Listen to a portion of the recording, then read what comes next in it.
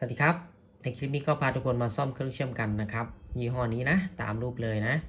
ก็เป็นเครื่อง2ระบบนะครับเชื่อมแบบ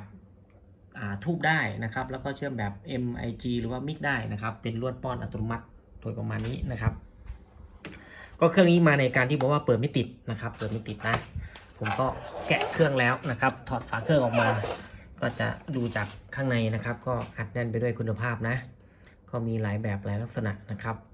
ก็เดี๋ยวเราสำรวจทั่วๆไปก่อนนะครับว่ามีอะไรบ้างนะ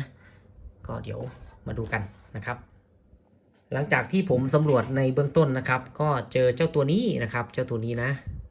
ตัวนี้ก็จะเป็นPCT นะครับเป็นตัวต้านทานตัวหนึ่งนะครับที่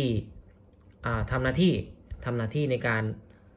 ซอฟต์สตาร์ทโดยประมาณนี้นะครับก็จะมีลักษณะก็คือหน้าที่แรกก็คือว่าถ้าเกิดไฟมาแรงไฟกระชากมาเนี่ยตัวนี้อาจจะขาดนะครับแล้วก็ไหม้ไปนะครับแล้วก็ถ้าเกิดมีอะไรช็อตอยู่ข้างในนะครับมีอะไรช็อตหรือว่าใช้ความกระแสมากๆตัวนี้ก็จะตัดวงจรไปตัวนี้จะอยู่ประมาณสัก20โอห์มได้นะครับครั้งแรกนะถ้าเราไม่ได้ปล่อยไฟอะไรเลยใช้โอห์มมิเตอร์วัดนะครับใช้โอห์มมิเตอร์วัดเสร็จแล้วเนี่ยเรียบร้อยแล้วเนี่ยก็จะได้อยู่ประมาณสัก20โอห์มเมื่อสักพักเมื่อเราปล่อยกระแสหรือว่าปล่อยเครื่องทำงานไปสักพักหนึ่งถ้าเกิดกระแสหรือว่าโหลดใช้งานมากขึ้นก็ไหลผ่านตัวนี้มากขึ้นนะครับตัวนี้ก็จะร้อนครับร้อนมากๆร้อนไปนานๆนะครับสักพักหนึ่งเขาก็จะตัดระบบออกไปก็เหมือนกับฟิลประมาณนี้เหมือนกับสวิตช์นะครับพอเย็นเสร็จก็ต่อกันใหม่นะครับเย็นเสร็จก็ให้ไฟไหลได้ร้อนก็ตัดโดยประมาณนี้นะครับก็อยู่ตั้งแต่ทางเข้าด้านนี้นะครับอยู่ตรงนี้เลยนะก็น่าจะ1นะครับสันนิษฐานว่าน่าจะมีอะไรช็อตข้างในหรือไม่ก็ถ้าวัดแล้วไม่มีอะไรช็อตนี่ก็จะเป็นลักษณะไฟกระชากเข้ามานะครับก็เดี๋ยวแกะมานะครับแกะมาแล้วก็ทำการเปลี่ยนดูนะครับมาต่อกันนะครับหลังจากที่แกะออกมาเรียบร้อยนะครับเราก็มาดูด้านในกันนะครับด้านในก็จะแบ่งเป็นส่วนนะครับส่วนนี้ก็จะเป็นชุดสวิตชิ่งนะครับนี่นะมี C 450โวลต์สวิตชิ่งมีหม้อแปลงสวิตชิ่งแล้วก็วงจรซอฟต์สตาร์ทตัวนี้เป็นรีเลย์24โวลต์นะครับแล้วก็ชุดนี้น่าจะเป็นชุด IGBT นะครับ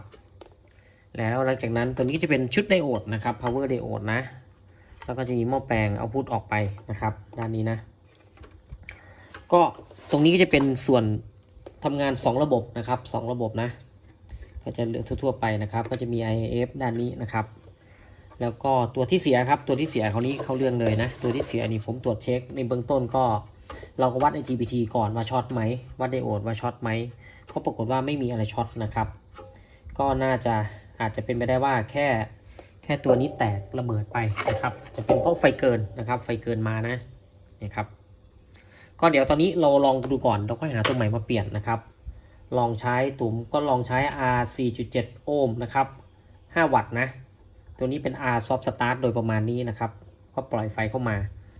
ก็น่าจะทำงานได้ก็เดี๋ยวลองดูครับถ้าเกิดไม่มีอะไรช็อตเราก็หาตัวเปลี่ยนดูครับคราวนี้ก็เปลี่ยนตัวที่เสียนะลองดูครับต้องลุ้นกันนะครับ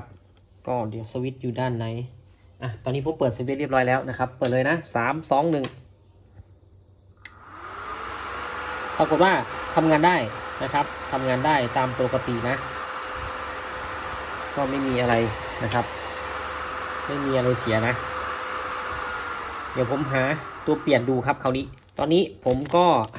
หาตัวมาเปลี่ยนนะครับก็ได้ตัวเล็กๆนะตัวจะไม่ใหญ่เท่าไหร่นะครับ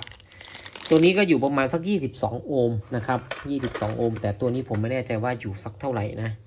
ก็เดี๋ยวเราลองดูครับลองเปลี่ยนตัวนี้ดูถ้าไม่ได้ก็อาจจะขาดอีกนะครับอาจจะเป็นตัวใหญ่ขึ้นกว่าเดิมหรือถ้าได้ก็ลองดูครับลองดูนะ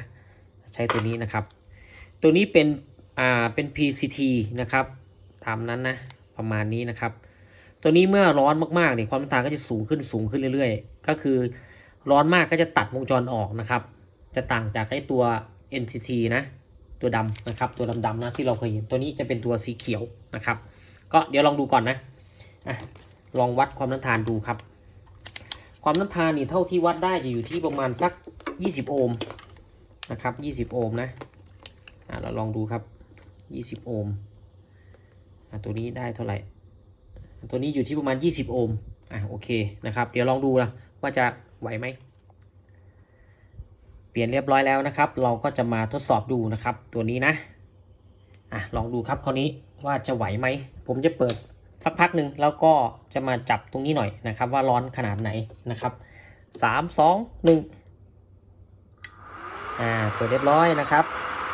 ก็ทำงานได้ตามปกตินะครับเสียงรีเลย์ทำงานแล้วนะครับสักพักหนึ่งนะก็ไปพร้อมๆกันครับปิดเลยปิดเรียบร้อยนะครับแตะดูหน่อย